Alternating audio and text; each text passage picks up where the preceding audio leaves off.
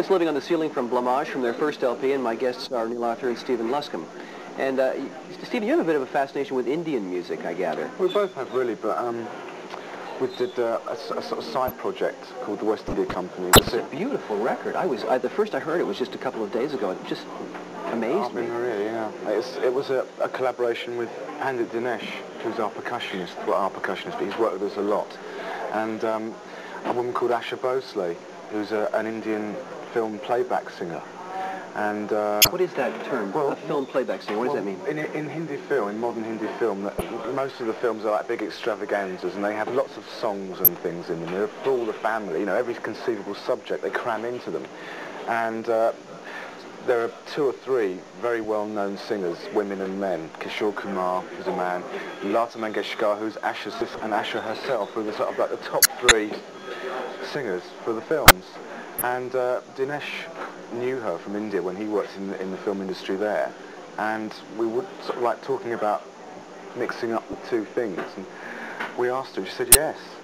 Just like, we couldn't realise until she actually got there what I was in for, but she was great fun to work with. I mean, she's not exactly young, to be fair, but she really sort of entered into the thing with a lot of spirit and a lot of guts, I thought, for someone who'd never done anything like that before. Is this something that you expected might be accessible to a pop audience or to your fans? Yeah, that was the idea, because also it's just that people are I find people in some of the pop business are very ignorant about any other music form in the world. They don't know anything about anything. Whereas in things like architecture and philosophy and other humanities, it's expected you base your ideas on those things, whereas pop music is just so insular and inward-looking.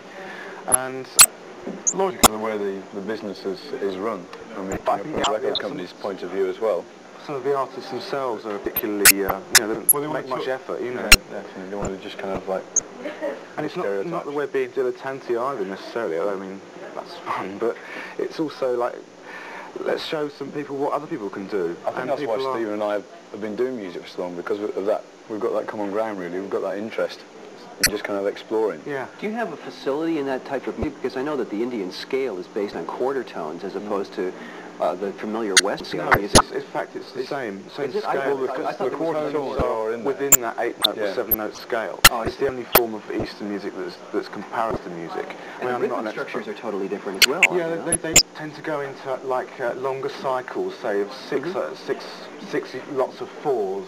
Or 12 lots, so your accenting is different each time, but it's quite funny sometimes with Dinesh. Say for instance, he come in to play percussion with us, and the day before he's been doing titles somewhere, and then kind of comes in and we'll say, right, he goes, back to the 4/4 time.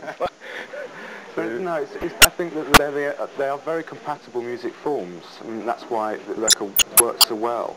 And we allowed her to float like over the top of something which is quite structured and basic.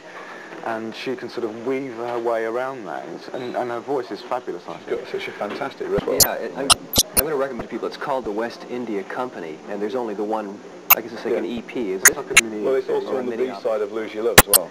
Yeah, so there's a chance for people to be exposed to it. It's not what you might expect, but it's quite unusual music. Let's take a look at Don't Tell Me from Blancmange, and we'll be back to talk about the new record.